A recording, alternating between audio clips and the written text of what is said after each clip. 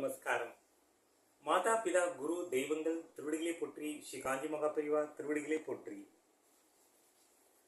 துணங்கற்க எவ்வினையும் எல்லற்க முற்றும் இடம் கண்ட பின் அல்லது.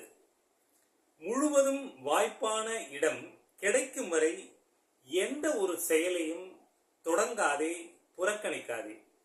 வள்ளுவர் பெருமானின் அறநெறிகளை பின்பற்றி வாழ்க்கையில் நாம் முன்னேறுவோம்.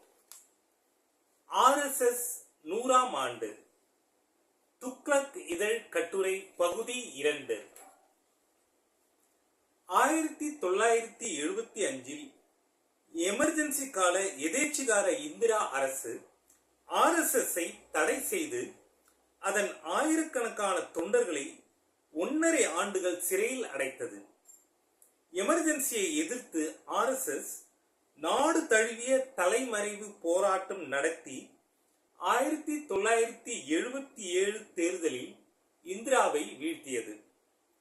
அப்போதுதான் முதன்முறையாக அதை பற்றி மற்ற கட்சியினர், பத்திரிகைகள், அறிவுஜீவிகள் பலருக்குமே RSS-ஐ பற்றி தெரிய ஆரம்பித்தது.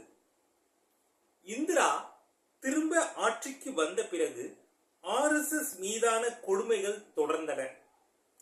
1992 ராமர் கோவில் பாபர் மசூதி வழக்கில் RSS மீண்டும் தடை செய்யப்பட நீதிமன்றம் தடையை ரத்து செய்தது.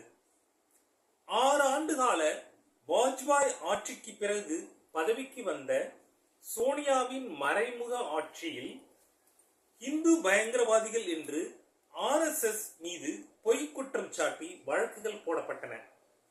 அவையெல்லாம் நீதிமன்றங்களில் தவிடுபொடி ஆகின.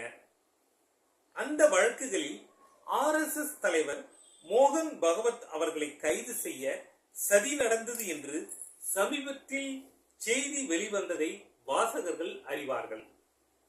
இப்படி சுதந்திர பாரதத்தில் எண்ணற்ற அபாண்டங்கள், கொடுமைகளை சந்தித்தது RSS.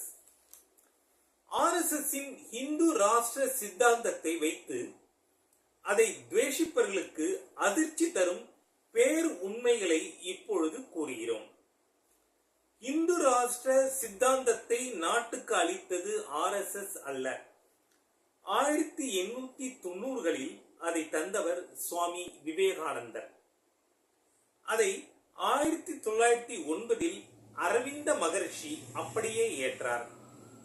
அதே ஆண்டில் மகாத்மா காந்தி இந்து மத நம்பிக்கைகள் தான் நமது ஒருமைப்பாட்டின் சின்னங்கள் என்று கூறினார்.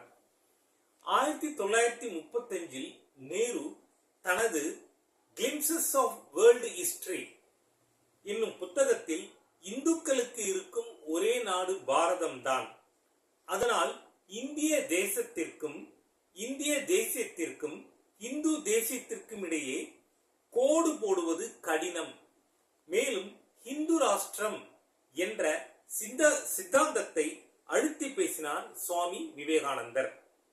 அது முஸ்லிம்களுக்கோ மற்றவர்களுக்கோ விரோதமானதல்ல என்று எழுதினார். எனவே சுதந்திரத்துக்கு முன் எல்லோரும் ஏற்ற தேசியம் இந்து ராஷ்டிரம் தான். முஸ்லிம்களுக்கு ஜின்னா தனி நாடு கேட்டார். அதை எதிர்த்த காங்கிரசிற்கு இந்து என்ற வார்த்தை பாரமாகிவிட அது இந்து ராஷ்டிரம் பற்றி மௌனம் சாதித்தது. விடுதலைக்கு பின் காங்கிரஸ் வாக்கு வங்கி அரசியலால் இந்துத்துவத்திற்கு எதிராக திரும்பியது.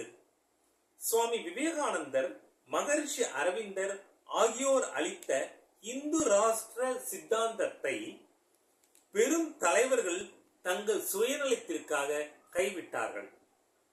ஆனால் அதுதான் நம் நாட்டின் ஆன்மா என்று அழுத்தி கூறிய RSS அதை கைவிடவில்லை. அதற்காக RSS-ஐ யார் துவேஷித்தாலும் அவர்கள் விவேகானந்தர், அரவிந்தர், நேரு, காந்தி முதலான அனைவரையும் துவேஷிப்பது போலத்தான். இந்த உண்மைகளை மறைத்துத்தான் 70 ஆண்டுகளாக RSS-ற்கு எதிரான மதசார்பற்ற அரசியல் நடக்கிறது. இதன் அடுத்த பகுதி நாளை காணலாம். ஜெய் ஹிந்த்.